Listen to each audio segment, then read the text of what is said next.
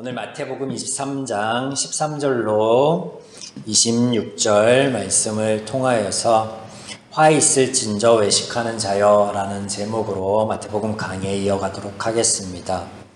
함께 읽은 본문에서 예수님의 반복되는 표현이 두 가지 있습니다. 그것이 무엇이었죠? 화 있을진저 그리고 외식하는 자여입니다. 이를 중심으로 본문에서 예수님께서 말씀하여 주시는 의미를 나누어 보도록 하겠습니다. 이번 주와 다음 주 이어서 두 번에 걸쳐 좀 나눠보겠습니다. 여러분 지난주 나눈 수요일 말씀 기억하십니까? 한 주 전의 말씀을 기억하시면 참 감사한데 또 기억하지 못하고 있어서 감사하기도 합니다. 지난주에 예수님께서 올무를 씌우고자 나왔던 유대의 종교 지도자들에게 예수님께서는 그들 자신에게 씌워진 올무의 실체에 대해서 알려주시는 방향으로 말씀을 이어가셨다라고 말씀드렸습니다. 기억나시죠? 그래서 그들에게 있는 올무의 실체가 죄다라고 말씀을 드렸습니다. 하나님의 말씀, 이스라엘에게 가르쳐 주신 율법은 본질적으로 그들이 그 말씀을 따라 살아감에 누리게 될 평화와 자유, 행복에 관한 말씀이었습니다. 그런데 종교 지도자들이 그 말씀을 하나님의 마음과 원리가 아닌 바로 죄의 마음과 원리로 보고 가르치고 따르고 적용하였기 때문에 그것이 그들에게 올무가 되고 짐이 되었다라고 말씀드렸습니다. 또 이것을 가르쳐 주심에 높이는 자는 낮아지고 낮아지는 자는 높아질 것을 큰 자가 되려는 자는 섬기는 자가 되어야 된다라고 말씀하심을 통하여서 제 원리가 아닌 하나님의 마음과 원리를 가져야 됨을 말씀을 드렸습니다.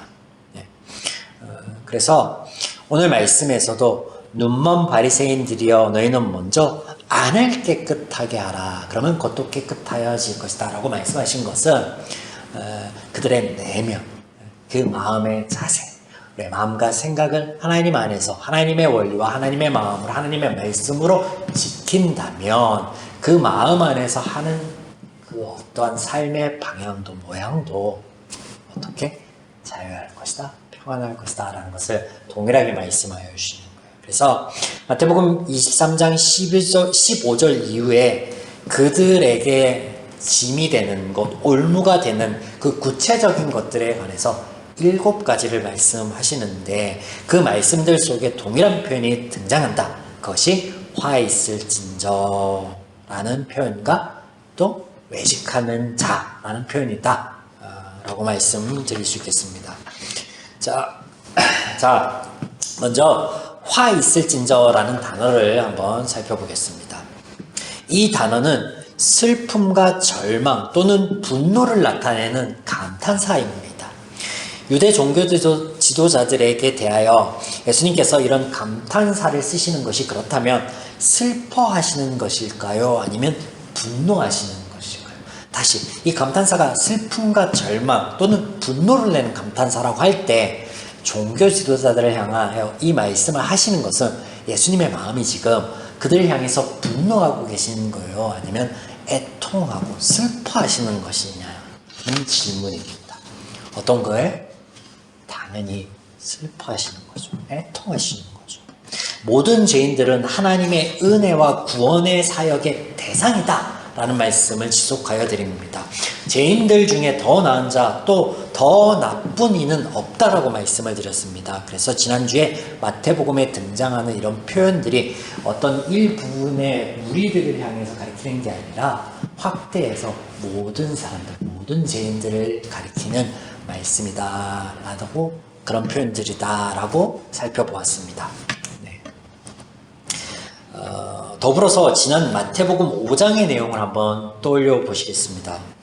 오늘 본문에 반복되는 표현이 등장하는 것 같이 이 마태복음 5장에서도요, 반복되어 등장하는 표현이 있어요. 이 마태복음 5장이 우리가 잘 알고 있는 산상수훈의 말씀이 기록되어 있는 거거든요. 거기에 반복되는 표현이 이런 표현이죠.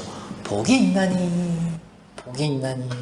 이 말씀을 표면적으로 보면 마치 복을 얻는 방법론 같이 보인다 하였습니다. 그래서 우리가 복 있는 삶을 살아가기 위해서는 심령이 가난한 자가 되어야 되고 애통하며 온유한 자가 되어야 되고 또 의에 줄이고 목마른 자가 되어야 될 것 같이 보입니다. 그러나 아니었음을 우리가 살펴봤습니다. 예수님께서 그리스도로서 이 땅에 오셔서 완성할 하나님 나라 안에 변화될 사람들의 모습, 이것이 이런 모습이었고 때문에 이 모습은 너무나 행복하고 또 복된 모습이다. 그래서 그리스도의 사역 안에서 변화될 너희들이여, 너희들은 참 행복한 자들이다, 너희들은 참 복된 자들이다 라는 하나님의 축복의 말씀이었다. 마찬가지입니다. 23장, 오늘 23장의 표현들도 특별히 이런 모습을 하고 있는, 하늘로부터 화를 받고 심판을 받을 만한 자들이 따로 있는 것이 아니라 모든 죄의 마음과 죄의 원리, 즉 죄라는 올무에 매여 있는 죄인들의 모습. 그래서 그 모습을 보자니, 그 모습을 바라보고 있자니 하나님께서 어떻다는 거예요? 애통하구나, 참 안타깝구나, 내가 나의 형상대로 지어서 참 이 세상에서 행복하고 참 복되게 살아가기를 원했는데 그 마음에, 죄의 마음 때문에 미움, 다툼, 시기, 질투, 원망, 살인 이런 것들로 가득하여서 참 피폐한 삶을 살아가구나, 그래서 불쌍하다라고 하시는 거예요. 죄인들을 향한 하나님의 애통하심, 그 긍휼하심의 하나님의 마음에 대한 표현이 화 있을진저 라고 살펴보았습니다. 자, 이제 다음 표현과 더불어서 본문을 이제 조금 더 살펴보겠습니다. 자, 다음 표현은 외식하는 자여입니다. 본문에서 외식하는 서기관들과 바리새인이여라고 표현하고 있지만 이것을 특별한 한 부류를 가리키는 것이 아니라 모든 죄인들을 향한 하나님의 말씀이다 라고 말씀드려서 살펴보았죠. 그래서 제가 이것을 그냥 외식하는 자여라고 일반적으로 이렇게 표현해 보았습니다. 네. 그렇다면 외식이 뭘까요? 외식. 우리 아미와 있는데 온 가족이 나가서 식사하는 게 외식이에요? 아니겠죠. 네. 자, 분명한 것은 이 외식이요, 올무요 짐이요 죄라는 거예요. 왜냐하면 예수님께서 너희들 어깨에 짊어지고 있는 그 짐이, 그 죄가, 그 올무가 무엇인지에 대해서 가르쳐 주시고 계신 중이잖아요. 그러니까 모르긴 몰라도 이 외식이 죄다, 짐이다, 올무다 라는 것은 알 수 있을 것입니다. 원어의 의미를 살펴보면 이 단어는요, 연기자를 나타내는 명사로서 가장하는 자, 위선적인 자라는 의미를 나타내는 단어예요. 그러니까 외식하면 떠올리는 우리의 그 일반적인 인식에서 크게 벗어나진 않습니다. 자, 그렇다면 무엇을 속이고 무엇을 위선 떠는 것인가, 본문을 통해서 오늘은 한 두 가지 정도만 한번 살펴보겠습니다. 16절에 보면 성전으로 맹세하면 지키지 않되 성전 금으로 맹세하면 지킨다라는 말씀하시고, 18절에는 제단으로 맹세하면 지키지 않되 제단 위에 예물로 맹세하면 지킨다라는 말씀하세요. 무엇이에요? 뭘 얘기하는 거예요? 무엇이 중요한지 모른다라는 거예요. 지키고 지키지 않는 것은 중요한 것이 아니에요. 눈에 보이는 것, 특별히 물질이 걸려있으면 지켜야 된다라고 말하고 있는 거예요. 물질. 뭐가? 금이 걸려있으면, 예물이 걸려있으면 지켜야 되는 거예요. 왜냐면 손해볼 수 없으니까. 맹세의 본질은 흐리고요, 물질이 걸려있으면 지켜야 되는데, 그럼 맹세가 뭐예요? 약속이 뭐예요? 말장난들을 사람들이 합니다. 세상에는 말장난을, 약속, 지켜야 되는 거기 때문에 약속이라고 하는 사람들이 있는 반면에 지킬 수 없으니까 그게 약속이야 라고 하면서 못 지키는 이유의 당위성에 대해서 얘기하는 사람들도 있는데, 지키는 것이 약속이에요. 약속의 의미가 뭐예요? 지키고자 약속한 거잖아요. 서로가 신뢰하고자 한 거잖아요. 지켜야죠. 그러니까 이 본질은 어디 간지 없어져 버리고 다른 것이 그 본질을 꿰차고 있다라는 거예요. 더불어서 성전이나 제단의 본질적인 기능은 상실한 거예요. 그러면 성전하고 제단은요, 물질의 손해를 메꾸기 위한 장소는 아니잖아요. 그럼 그 장소는 뭐예요? 종교적인 시설도 아니에요. 그럼 그 장소는 뭐예요? 그들의 죄를 위한 거예요. 한마디로 그들의 삶을 위한 거죠. 그들의 삶. 죄 용서함을 받고 하나님의 말씀을 듣고, 그래서 하나님의 말씀으로 살아갈 그들의 삶에 관한 거잖아요. 행복한 삶, 자유한 삶, 평안한 삶을 위한 거잖아요. 근데 그건 어디 갔는지 없어져 버리고 본질은 왜곡되고 주객이 전도되어 있는 것. 예수님의 외식에 대한 가르침은 이것이에요. 뭐라고요? 본질의 왜곡, 주객의 전도. 그것을 외식이라 라고 말씀하시는 거예요. 이게 첫 번째라고 한다면, 두 번째 예수님의 가르치심은 이 외식에 대해서 외식이 그들의 인도자가 되었다라는 말씀하세요. 이게 무슨 말이냐? 예수님께서 유대 종교 지도자들에게 특별히 이런 말씀을, 그 표현들을 사용하시는데, 눈먼 인도자라는 표현을 하세요. 눈먼 인도자. 그래서 이것이 그들 종교 지도자들을 향한 게 아니다라는 거 계속 말씀드리죠. 이게 모든 죄인을 향한 거고, 그리고 그 죄인들의 올무, 죄를 향한 거다. 그러면 여기서 막 너희들이 사람을 얻기 위해 다니다가 생기면 지옥의 자식이 되게 하고, 그리고 천국 문에 이르게 하지 않고 지옥에 들어가게 만들고, 뭐 이런 표현들 있잖아요. 그러면 실질적으로 종교 지도자들이 그런 행위를 한 것에 대해서 말씀하시는 게 아니라 무엇이 그렇게 만든다는 거예요?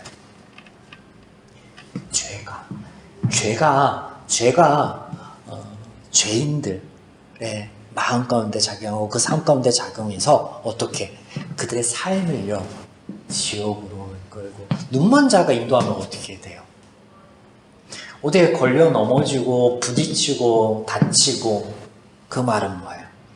죄 자체를 가리키는데 이 죄 때문에 그들의 삶 자체가 얼마나 피폐한가에 대해서 말씀을 하시는데, 이것을 아주 재밌는 표현으로 24절에는 이렇게 표현하고 있습니다. 맹인된 인도자여, 그 죄 때문에, 그 죄의 삶 때문에 하루살이는 걸러내고 낙타는 삼킨다. 문자 그대로 이해하셔도 될 것 같습니다. 보세요. 하루살이 같은 작은 것은요, 우리가 막 이렇게 하품하다 들어가고 뭐 이렇게 삼켜도 큰 해가 되진 않아요. 근데 낙타 같은 게 막 입에 들어가려고 그러면 어떻게 돼요? 입이 찢어지겠죠. 삼키지도 못해요. 그 말은 뭐예요? 풍자적으로 가리키는데, 죄가 너의 삶을 이렇게 말도 안 되게 한다는 거예요. 피파하게 만든다는 거예요. 사망에 이르게 만든다라는 거예요. 그 말씀을 하십니다. 그러면서 덧붙이는 말씀이 뭐예요? 주객이 전도된 것 같이 너희 마음이 하나님의 마음이어야만 역전이 일어난다라는 것을 말씀하시는, 그래서 안을 깨끗게 해야 된다라는 말씀하시는데, 사랑하는 여러분, 우리 마음과 생각을 그러므로 하나님의 말씀 가운데 지키기를, 이게 나의 힘으로는 되지 않으니, 나의 어떤 영향력으로 되지 않으니, 나의 능력으로는 되지 않으니, 기도를 통해서 하나님의 능력을 힘입으라 라고 말씀하시는 거예요. 모든 일에 감사함으로 너의 필요를 하나님께 아뢰을 때, 너의 부족함을 아뢰을 때 하나님이 그리스도 예수 안에서 너의 마음과 생각을 지켜주실 것이다. 그래야 우리의 마음과 생각을 지켜서 하나님의 마음과 하나님의 원리로 우리가 우리의 삶에 맞닥뜨리는 모든 상황들과 문제들, 사람들, 이런 것들을 바라볼 때 그것 안에서 피폐함과 사망을 낳는 것이 아니라 무엇이 하나님의 약속 안에 있는 자유함과 평화함과 그리고 이것들을 누리는 삶으로 우리를 인도하여 줄 것이다 라고 말씀하시는 거예요. 이 말씀을 누릴 수 있는 저와 여러분이 되기를 주님의 이름으로 축원드립니다. 아멘.